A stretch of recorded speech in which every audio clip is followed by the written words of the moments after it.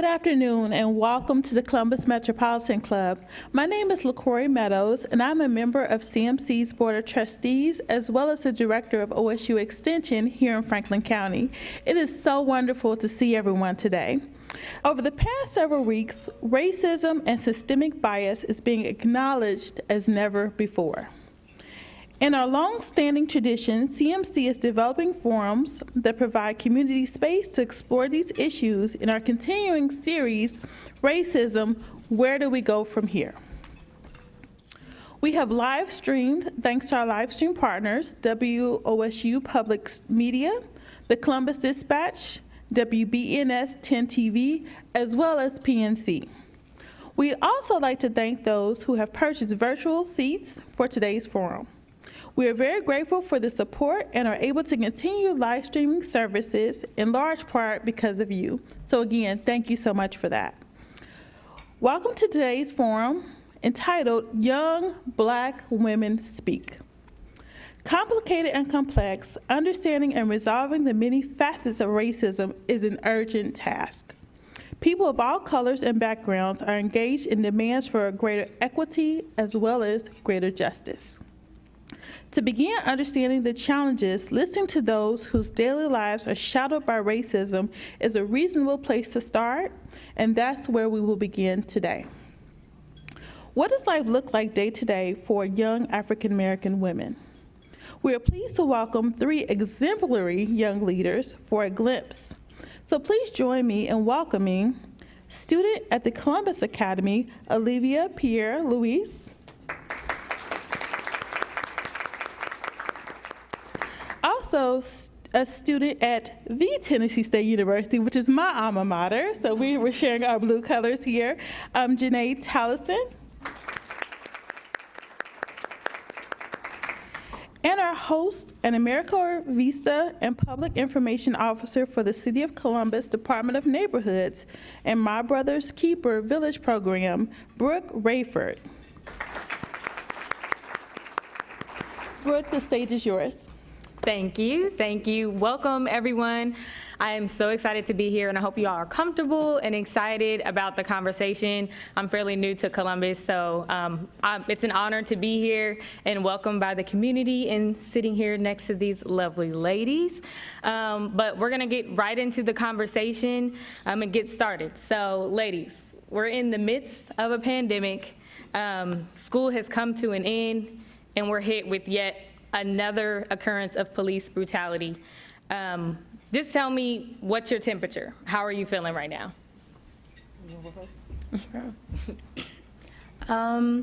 First thing, I'm feeling a little tired. It's a lot to deal with being concerned about getting sick as well as getting through school, and then the added weight of just knowing racism is alive and well. So tired is the first thing I'd feel, but also a little hopeful. Not a little, pretty hopeful, because I'm seeing a lot more progress being made. So that's where I'm at. Okay. Well, hello, everyone. First, thank you to the Columbus Metropolitan Club for having me speak today. Give honor to God, my family, and my peers. Thank you just so much for allowing me to speak today. The temperature is high right now.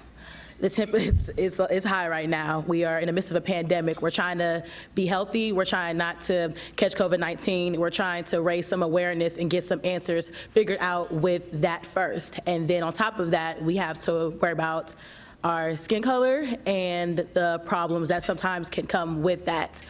Black people are angry. We are sick and tired of being sick and tired.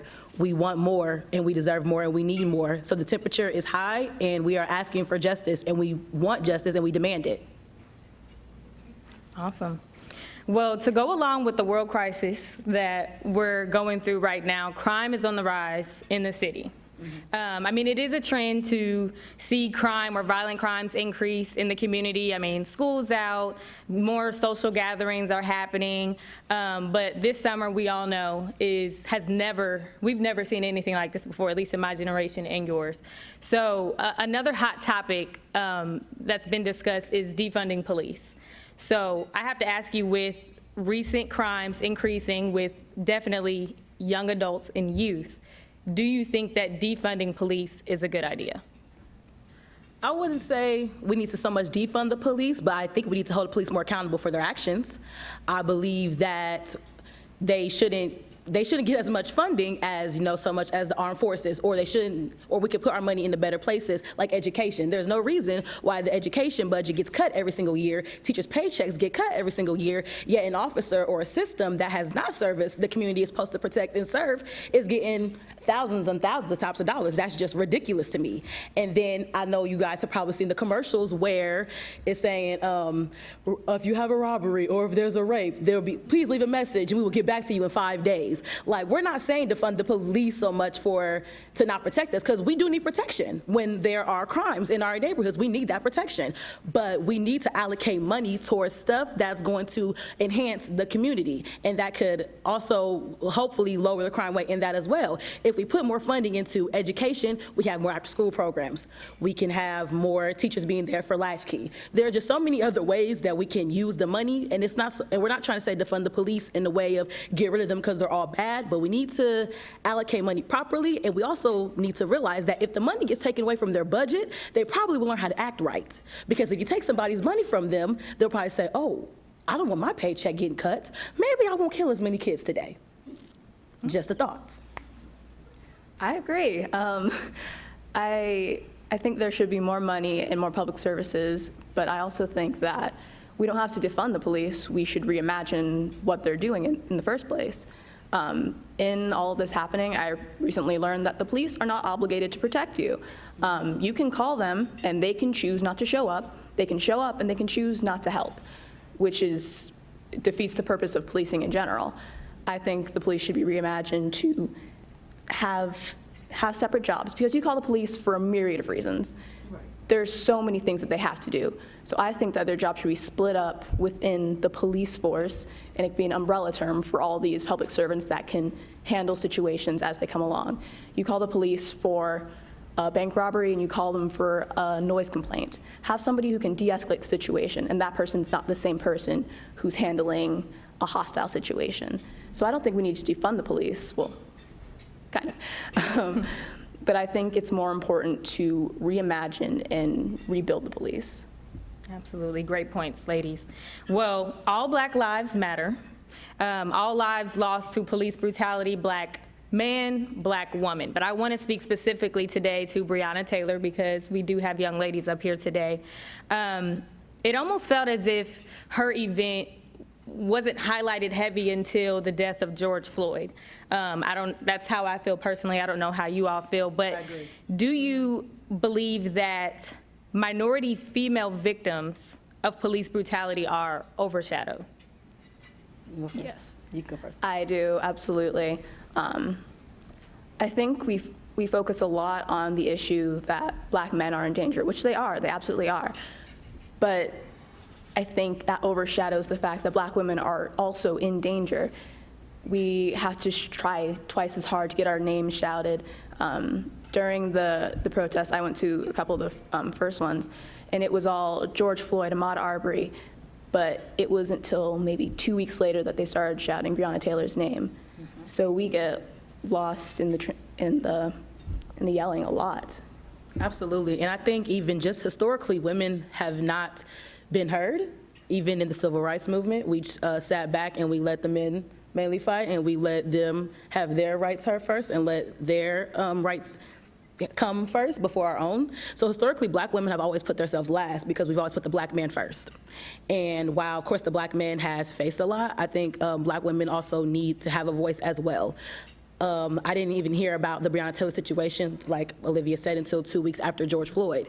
And I also do believe that there was more done for George Floyd and not as much for Breonna Taylor, and we need justice for her. And it just kind of shows, it's kind of like a slap in the face, because we go so hard for our Black men, but sometimes I feel like they don't go as hard for us. And as a whole, the media doesn't go as hard for Black women like they should. So I definitely believe it's a problem that needs to be addressed, needs to be resolved. And as women, we need to also stick together and scream for our voices to be heard as well, because there are even some women that are screaming for George Floyd and not as much for Breonna Taylor. And they didn't do the same thing for Sandra Bland as well. So historically, it's been a problem that even we as women will support men instead of us. So I think we just need to handle that first and then just keep supporting each other and let our voices be heard when it comes to this. I agree. I did my research, and I'm not sure if you all have heard of the hashtag Say Her Name movement, but I actually looked into that a couple of days ago, and there was a list of women that have suffered or lost their lives due to police brutality, and I had never heard their names. Yes. So again, this is a part of us educating ourselves and, of course, educating our peers. But looking at Breonna Taylor's incident, we saw that Louisville has banned no-knock warrants through that event. So we see the steps that they're taking to move forward, in which obviously so many communities need to continue to move steps, and it's a national issue that we're facing right now. But what do you all believe that needs to happen in the Columbus community? Are there any specific policies or reforms that need to happen right here in Columbus? Okay. Well, I definitely believe education is power. I definitely believe if we educate ourselves on what's going on, then that can enhance how we feel about things and how we can move about certain things. Also, I believe that there needs to be policy in place to help limit the issues that happen with racism as a whole. I think last week, when I think his name was Andrew, he spoke here as well. He mentioned He mentioned having whenever we have investigations, have a third party come in and do the investigation instead of the police, because we have the police investigating the police. If my brother kills a person, I'm the lead detective on the case. What you think I'm going to do? I'm going to fight for my brother that I get arrested. So we need to have a third party to come in to investigate these crimes. And also, we should probably get to know more of our politicians and know more of our state officials and know where they stand on certain agendas. Where do you stand on the Black Lives Matter movement? Where do you stand on the police? Where do you stand on minority education? Like, where do you stand on these things? And then if we have these candid conversations, we can then put some type of form and some type of policy in place. And then also, once we hear about a vote or what's the thing called? Like a law, for lack of a better word, being put out there, we need to educate ourselves on what does that mean for everybody. We need to educate ourselves on like how this law can affect us, good and bad. So definitely education, and then getting to know some of your state officials to know what policies they believed in, and being an active part in getting good policy that can affect your neighborhood. I agree. I want to see more transparency with politicians, with our local law enforcement. I want to be able to see a police officer and not think, okay, here comes an oppressive force. Here's somebody in my community who's here to help. So some sort of, I don't know, a connection between the community and those in power. And it's like specifically with the police force, I would like to see nonviolent de-escalation. As I said, I went to some of the first protests, and the first one I went to, my sister and I got tear gassed, and it wasn't violent at all at that point. But that was kind of the first resort. We were kind of wrangled in a place, and they threw it, and that did not help the situation. So I want to see de-escalation that doesn't make the people angrier. Mm-hmm. Especially in like low-income neighborhoods. Like, I stay in Linden, so I don't know any police officer that stays in my neighborhood, and yet they're coming down, up and down the street every single day. And then they come with so much aggression, so much force, and like they already have a weird image in their mind of who I am already because of where I live. So we need more police officers that live in these communities, so that way if I see a police officer coming down my street, I'm not gonna think they're gonna attack me. I'm not gonna think that they think I'm some random statistic. They probably know me personally. I've seen them walk to the store. I've seen them around the neighborhood, so I know they're not a threat to me. But if it's some random guy that's coming down Hudson in a badge, I'm already on guard. Now I'm already thinking, oh, something happened. Let me hurry up and get home. Let me not have a hoodie on. Let me smile so that way I don't look mean or aggressive. So definitely having more police officers live in the areas that they are patrolling, so that way there can be some transparency and there can be some form of relationship and some form of trust with the people that they are policing or trying to protect. Good points, good points. Olivia, to go back to protesting, I know I've been following a lot of people on social media, and some don't feel comfortable going out in the streets, of course, because we're dealing with COVID right now. But then others are taking the risk because, again, this is a bigger fight right now. But what are other ways to participate and to give back? What are other ways to be an ally towards equality? So I don't know about you guys, but my mother doesn't play that, so I couldn't go protest where there's a pandemic. I live with an older person, so I wasn't really allowed to go out there and protest. So I signed petitions, I donated money, I supported companies and businesses that were supporting the Black Lives Matter movement, and companies that did not, I removed myself and I won't give my dollar to that corporation. I definitely believe that there are other ways to fight systematic racism and systematic oppression. Don't support companies that don't have the same values as you. Don't work for a company that that's values doesn't align with your own. And me, I personally support Black businesses always. I shop Black, I eat Black, all those type of things. And you can honestly, educating yourself will probably be the best thing for you to do if you can't go out there and fight, because I understand maybe you're scared, you know, maybe there's just other factors to why you can't do that, but you can always still be an ally, you can always still support, and you don't have to go out there and fight. There's many ways to do it. Yeah. Shout out to my parents for letting me go. They know that once I'm upset and have my mind to something, I will not give up till I can like physically do something. And I'm 17, can't really vote. So I do what I can. I sign petitions. Also didn't have a credit card for a hot minute, so I couldn't like put money online. But there are even live streams you can go on YouTube and just play them, and the ad revenue goes to Black Lives Matter research, Black Lives Matter, and all the funding getting protesters bailed out of jail, stuff like that.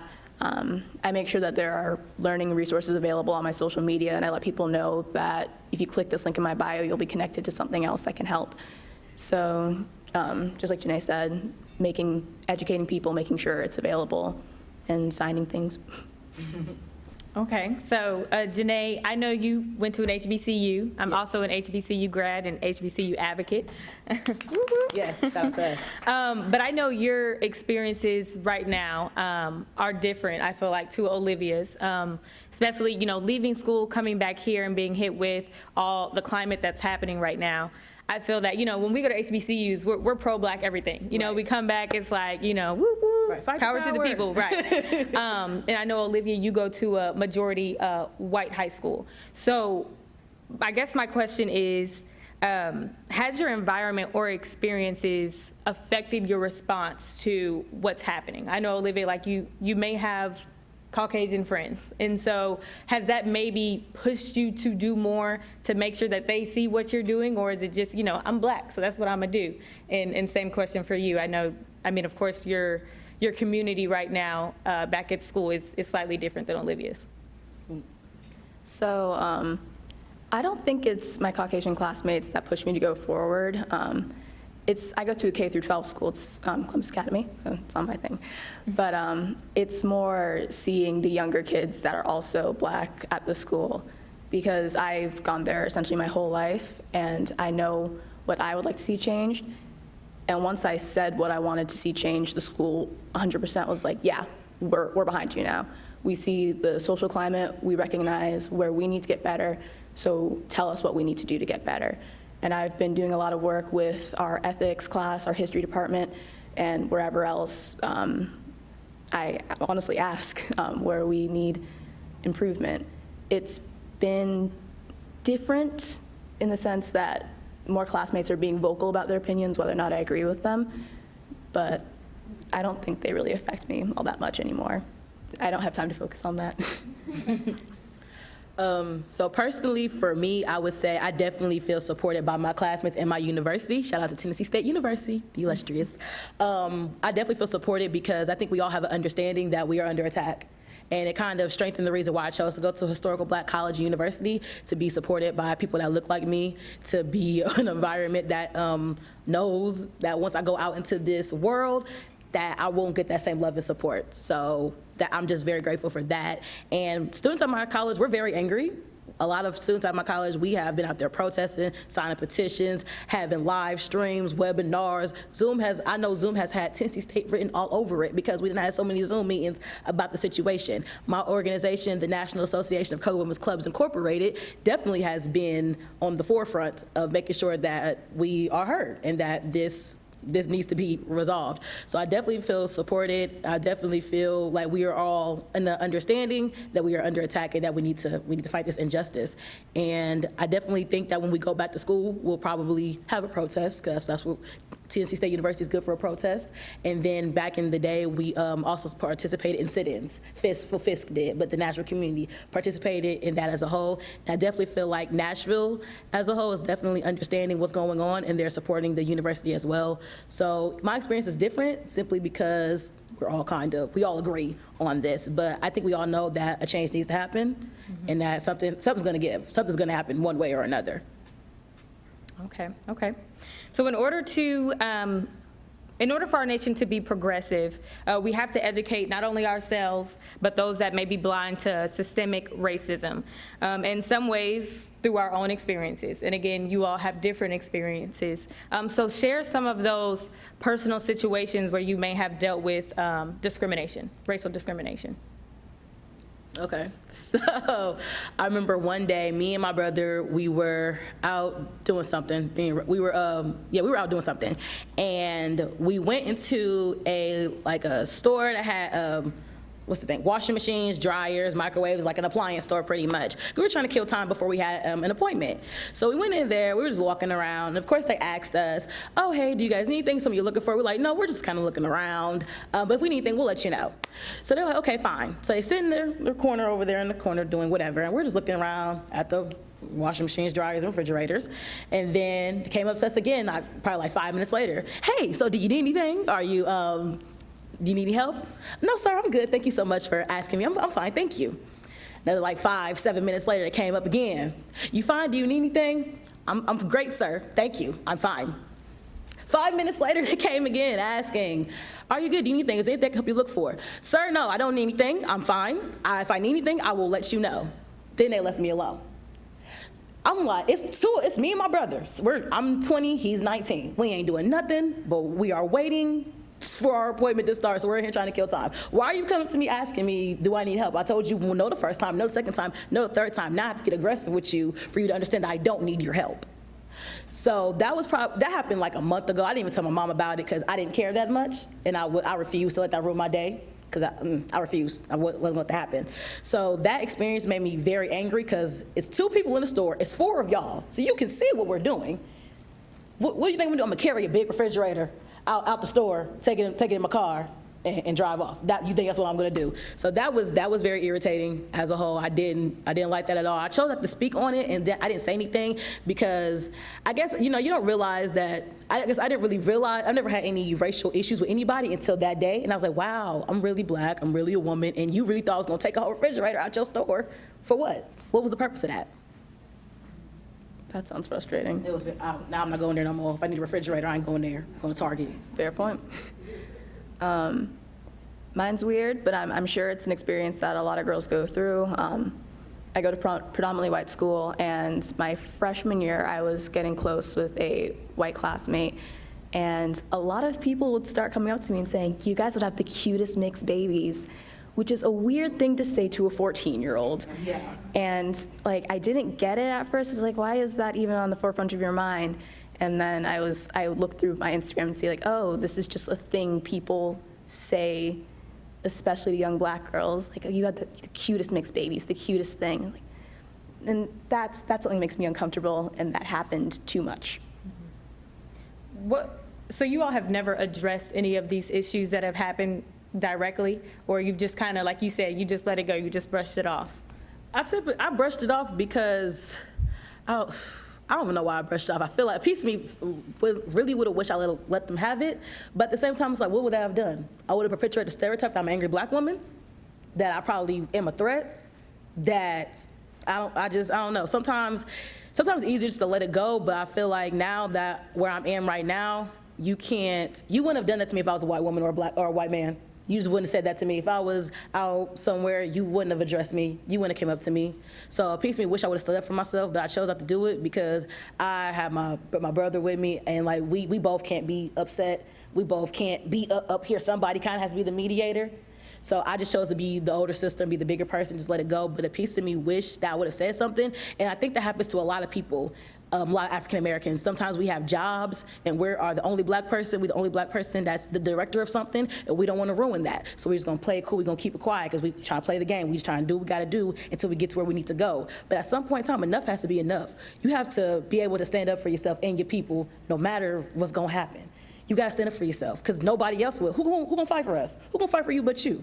So now I wish I would have stood up, and now I will never let another injustice issue happen in my face again. If I see something, I'm gonna say something regardless, no matter how unpopular it is, because that's not right. And if everybody else would have just stayed silent with their opinions, I wouldn't even be sitting here right now.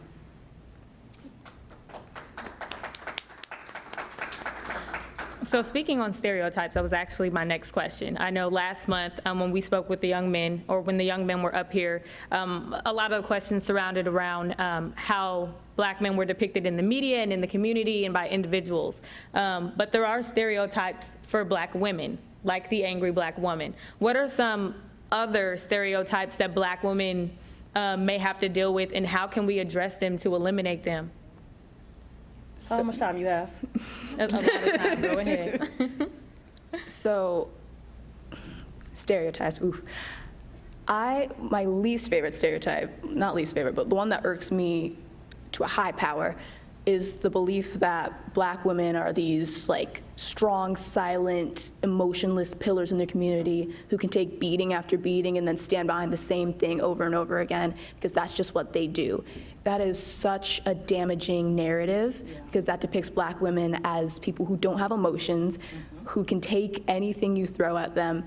And don't get me wrong, we are resilient, we are strong, but I am still a person. With feelings. With feelings. I am so sensitive. I love the Disney movie Coco.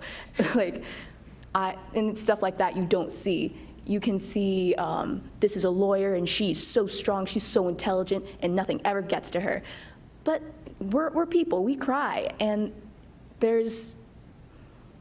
while making us super strong is great to see, it takes away a very human element of the Black woman. I definitely agree with that. I definitely feel like some people think that we don't hurt. My mom has a phrase said, yeah, I'm a mom, but I'm a person too.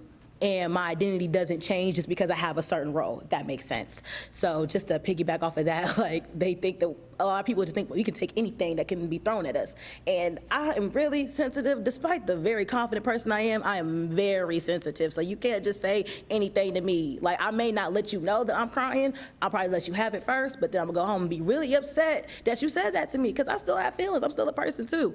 And then I think I don't like the narrative that when we are being forceful, not so much forceful, when we are standing in our truth and standing up for ourselves, we're aggressive, we're the sassy Black woman, and we're just this other image that's annoying, because if it was a man, they're aggressive, they are assertive, they stand up for themselves, they're so powerful, they're so confident. When a Black woman does it, we're aggressive, we're wrong, we're extra, and now you're considering giving the position to somebody else because I wasn't qualified.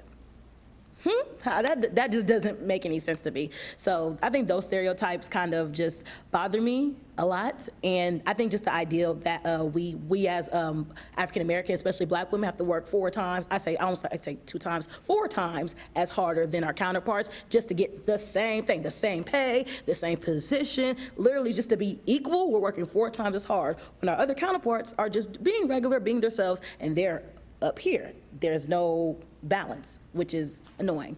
And I want to speak on the word sassy.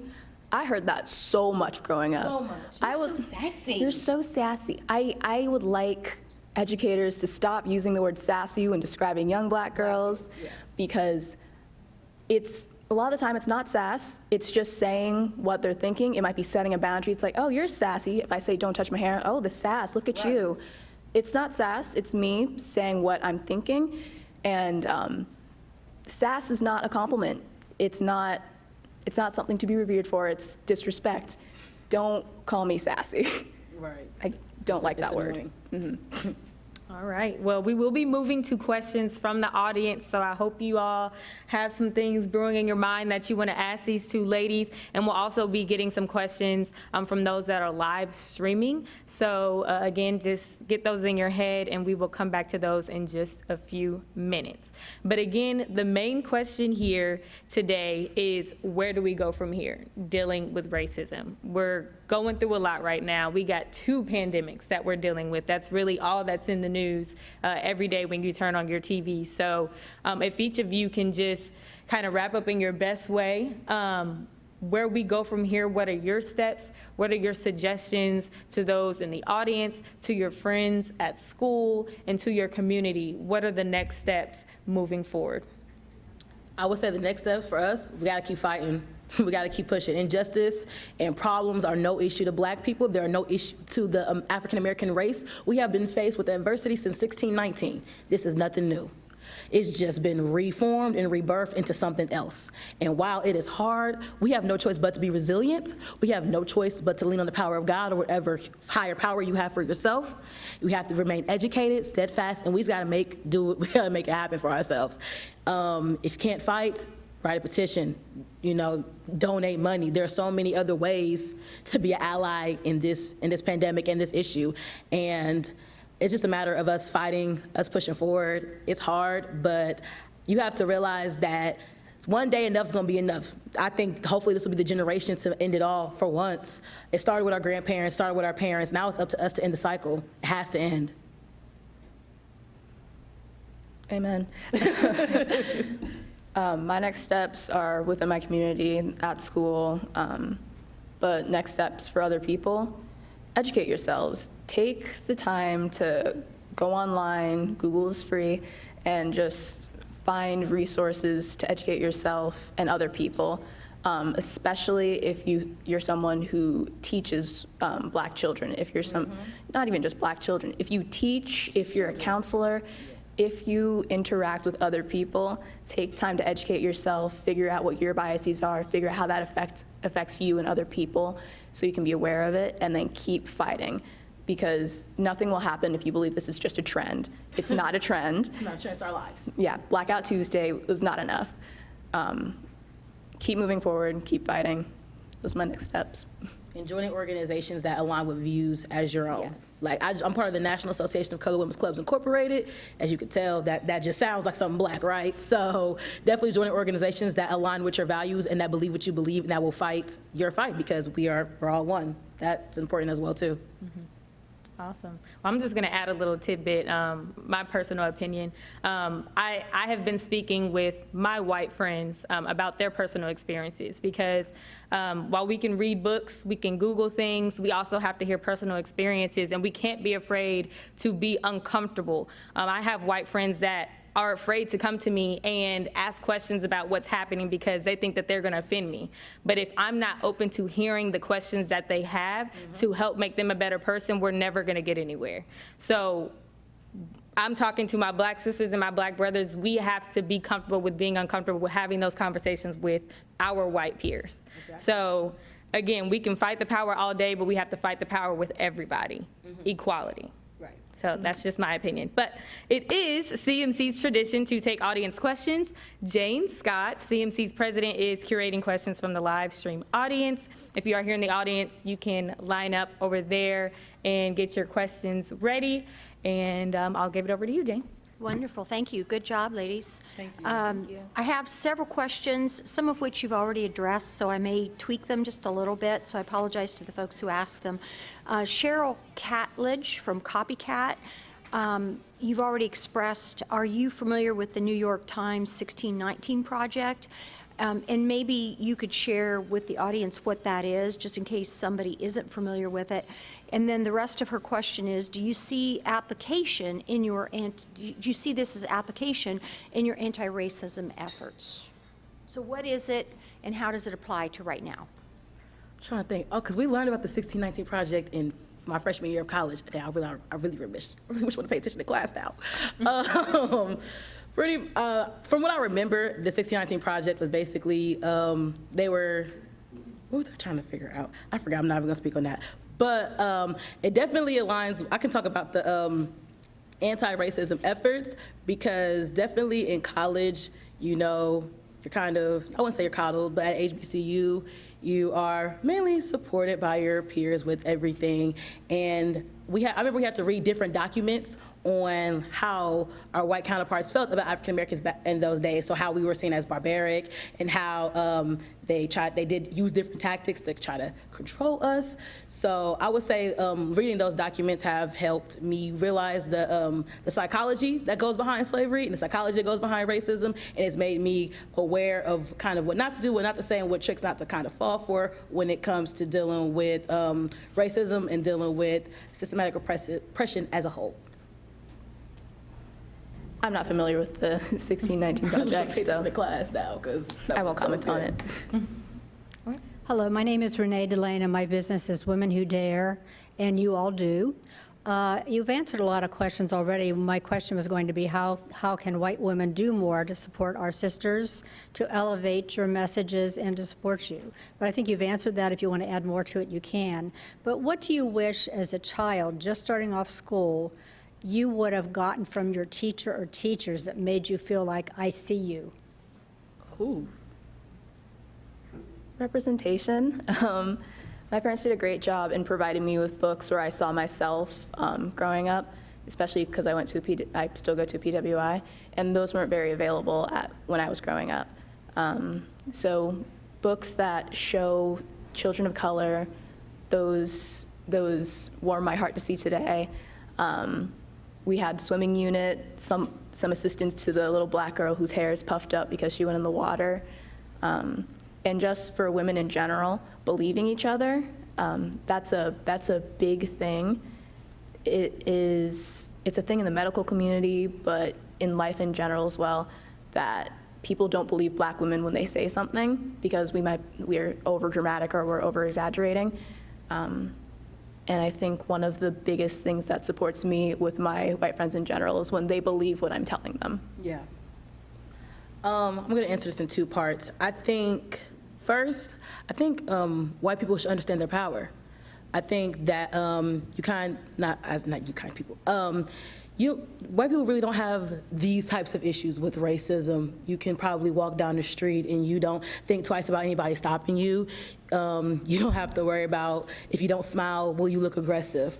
So I think and also, I don't know if there's a video I saw on Twitter where when they were protesting, the white people stood in front of them and blocked them. Like this, the police wouldn't get to them, and the police did nothing. The police didn't throw rubber bullets at them. They didn't throw any smoke bombs. Nothing happened.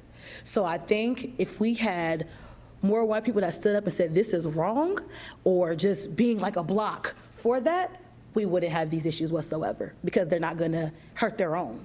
So knowing that white people have a lot of power, and if you say this is wrong, your other counterparts will follow as well, and we'll say, maybe this is wrong. Maybe we should not do that. Maybe this is slightly racist. Maybe that is a little prejudice. So definitely having white people to just understand that their power, it would be amazing, and that they can be a part of the change too, because we're all still a human race. We're all still one. Just because I'm black, I may have a different experience, but you can still help.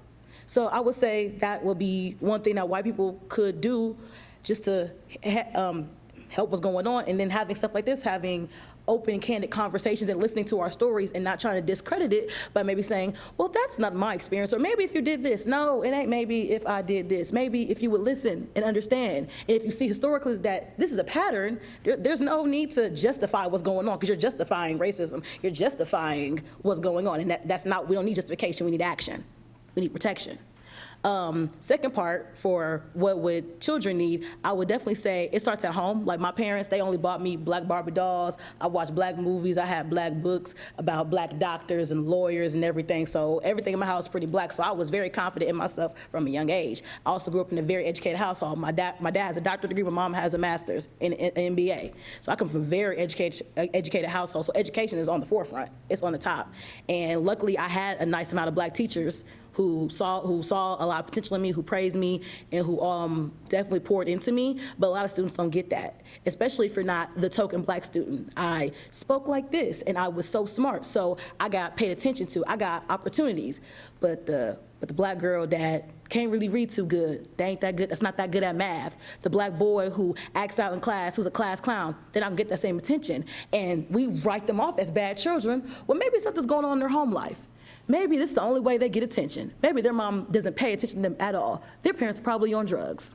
And we only give certain black children rewards and everything, and we just leave the rest to move on because they're not important. And I think we need to work on pulling everybody up, because there's probably, if we just have more people that care about our children as a whole and don't write them off at the third, because you know they write people off at third grade. If you're not good by third grade, you're done. So I definitely think if we have those things put in place, we could have a lot more to be done. So that's what I believe white people could do, and that's what I believe a third grade child could use as well to help themselves. Thank you, and I hope one of you young women may choose to run as a political candidate at some time. We need to hear your voice. So I said that some of these things have been covered. So Caleb Jarman, please forgive me for twisting your question a little bit, but he's from the Tennessee State University. Yeah, that's my friend. You've already described some of your experiences of being a black woman at a historically black college and university or a PWI. I guess the corollary to that question is, how do you think those experiences are going to translate when you get out into the workforce, where it's not just an African-American environment, it's not just a black environment? Right. I'd be curious to know how you feel that that's going to help you or maybe hinder you as you go into a workplace that's not just black. I've actually thought about this a lot. And I'm not gonna lie, I am slightly nervous because a piece of me thinks that I may not rise to the occasion because I'm not surrounded by all black people. I may decrease myself and my light won't shine as bright because I feel like I'm doing too much, I'm trying to overpower somebody. But what I've come to realize is that I went to an historical black college or university, yes, to be around like-minded peers like myself, but I wanna grow, I wanna be confident, I want to be a boss, I wanna run things. So I believe that even though I won't be in an environment that looks just like me, sometimes being the only one isn't a bad thing, because it doesn't matter if you're the only one, it matters if you're the best one. And my HBCU has prepared me to be the best person in whatever field, whatever occupation, whatever desire I want to do. So I think I will still have that confidence, even though I may be a little nervous. I'm gonna have that confidence to be the best one in my field, to show up and show out, and to show what my HBCU has prepared me to do for the world. I can't say, can I back up? Since I am an HBCU graduate and I've been in the workforce, it is gonna be intimidating, but you will rise to the occasion. I have been the only black person in an entire newsroom or a building of more than 50 people, and I've had to hold my own. I thought people were gonna have my back, and I was the only one that had my back. So you will rise to the occasion, and that HBCU is preparing you exactly for what I dealt with and what you will deal with in being the only one in that room, and you're gonna shine, and you're gonna be the best, like you said. So there's no worries with that. Hi, ladies. Thank you so much for being leaders up on this stage today. My name is Marty Ridley. I work with an organization called Ruling Our Experiences, and we focus on large-scale research and programming for girls across the nation. We were able to deploy a survey that happened in May at the beginning of COVID, and some of the results that have come back have said that 80% of girls are feeling more isolated than they were before COVID. We talked about using social media to kind of stay connected and educate your peers. Our study also has found that 1/3 of girls are reporting using social media 6 or more hours a day. I'm also a mom to a 12-year-old girl who's not here right now but is watching at home. So when you think about your younger selves and the next generation of young leaders that look just like you, what are some pieces of advice that you have for them to stay motivated and engaged and to do some self-care, because this work is really hard? So for self-care, I like to knit. I like to do crafts, but if there's something I wish somebody would have told me when I was younger, and I never vocalized this thought, but it was something that was always prevalent in my head, especially not really seeing the older black girls at my school or in general, was there's no supposed to X. I don't have to look at anyone and say, you're supposed to look like this now, why don't you look like this? So if any young black girls are on Instagram and seeing just gorgeous models saying, why don't I look like that? Don't worry about it.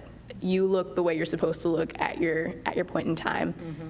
And find things that make you happy and that like that are safe, healthy, and make you happy. It doesn't matter if it's nerdy, it doesn't matter if it's embarrassing. You're not supposed to like one thing because you're black. You're not supposed to do one thing because you're a girl. If it brings you joy, go for it. Don't be embarrassed. Like some people say black people can't like, I don't know, anime, sure. It doesn't matter. They need to know. But yeah, do what you like and embrace it wholeheartedly for self-care. I would say for me, I went to the all-girls school when I was younger, when I was in middle school, and I remember we had to say the pledge every single day, and one part I remember is being a tenacious, outstanding, and purposeful leader. So I learned that, I said that every single day for 3 years, never really knew what it meant until I had an epiphany one random day, and to be purposeful in everything that you do. And just being, I would say at the all-girls school, like I was allowed to be myself.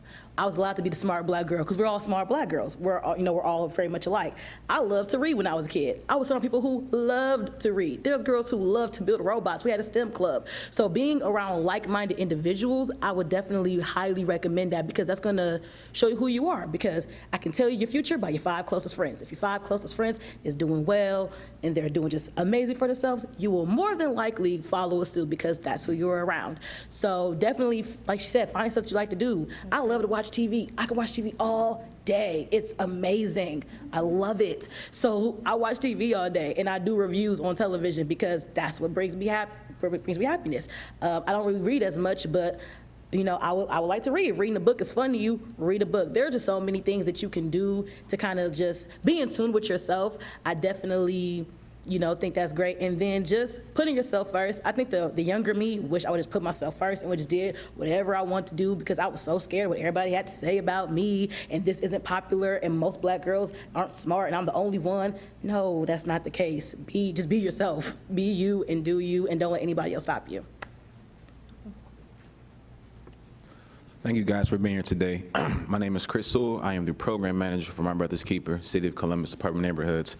Earlier you talked about black women going hard for Ahmaud Arbery, Rashad Brooks, and not feeling the same type of love for black women. My question is to you is we understand that black men are strong because we have the love and support from black women. So going forward, how can we, as black men and young black men, support black women so that they, one, feel loved, and two, understand that we have their back during this time of pandemic and going forward? I believe the first thing as a whole that black men could do to support black women is to support all black women, and not just the black women you like.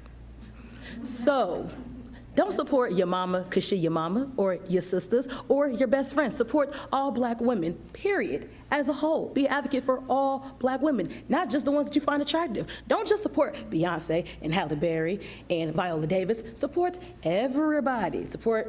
We want a level playing field, because black women, we don't care how you look. We just know you're a black man, you need support, and that's it, and we got you. But black men do not have that same feeling for black women, unfortunately. It is very conditional for black men to support black women. So I believe that black men need to support all black women and not just the ones that they like.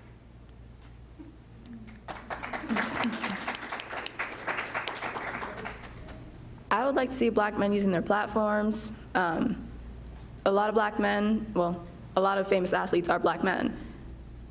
Publicly support us. Mm-hmm. Don't just post once black women are pretty cool, say her name. Be public about it. A lot of popular people, if you're playing sports and you're getting all these people who love you because of your sports, throw some activism in there. You got a big crowd. If you have a platform, support us. If you don't, if you're hanging around only black dudes, cool. Support us through there. So yeah, just vocalize the appreciation. Awesome. This is our last question. Thank you. Ladies, it's been an honor to have you here. I'm Lainey Cuthbert from the Columbus Metropolitan Club. And my last question for you is, people are being motivated, they're passionate, especially folks in your generation, and I am so proud to see you're doing that. Thank you. I have folks in your generation too. And you have some white allies out there, and that's excellent to see. Guys, how do you turn these people out to vote?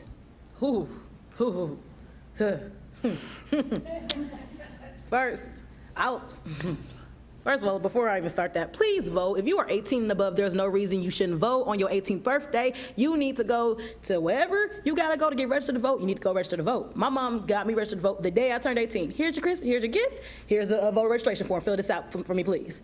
So we definitely need to just push voting across the board, period, for everybody. Everybody should vote. Black, white, Asian, I don't care. You need to vote as a whole. And then before you get to vote, know your party. Are you going to be a Democrat, Republican, Independent? Learn about the party, learn the history of the party, learn what politicians are a part of that party, and do their values align with yours. And I don't know, because young people I think young people have this belief that because of the person that got elected in office that their vote doesn't matter, and that is not the case. Because people just thought, well, he's gonna lose anyway, so I'm not gonna vote. It's bad either way. We got the worst option, and now people are upset. So I think our generation hopefully is understanding that if we vote, stuff can change. You can't just do stuff in America without a vote. It's literally the reason why we are America, because we need to vote. So I think one way we can get our youth out there to vote is just, first of all, advocating in the household to let them know you need to vote. Preach voting to them at a young age, so that when they're 18, there's no choice in their mind that they should vote. Because you've been taught that. The schools need to do a good job as well in educating them about politics, about history, about the government, so that way when there comes time to vote, they have some education from the school if they're not getting it at home. There should be no reason why nobody is not educated on voting. And then colleges do a really good job of, hey, are you registered to vote? We go around, we passing out flyers. We're doing all this type of stuff to get people to vote. And our organizations need to also be accountable for working with people, working with the cities to get people to vote. So please vote if you are 18 and above. Get registered to vote and vote, because it's important. I can't vote. I won't be able to vote in the next election. But what I do think would be super helpful, provide transportation, provide people with ways to get to polls. If you have neighborhood kids who you know, or I guess new adults, who will be able to vote, get them down there, help them figure out how to vote. We have history classes. We should be using those to take maybe one class to go through policies and explaining how our current day systems work. But make it available. I went to a protest and they had voter registration on the side of the road. So if you were walking down the street, you could register to vote. So make it available, make it known that it's available, and provide people with the means to actually get to a polling place. Awesome. One word, wow. Wow. I hope that you all enjoyed today's forum and found it to be quite insightful. Ladies, I want to thank you so much for sharing your truth today. Our future is so much brighter simply because you live. So thank you so much for sharing that.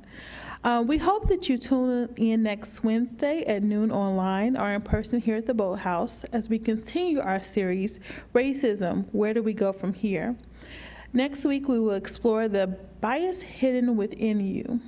This will be really interesting, so please don't miss it. Thanks to our live stream partners, WOSU Public Media, PNC, the Columbus Dispatch, and WBNS. To our online and virtual seat patrons, again, thank you so much. And special thanks to our speakers, Olivia Pierre-Louise. Thank you. Fantastic job. Janae Tallison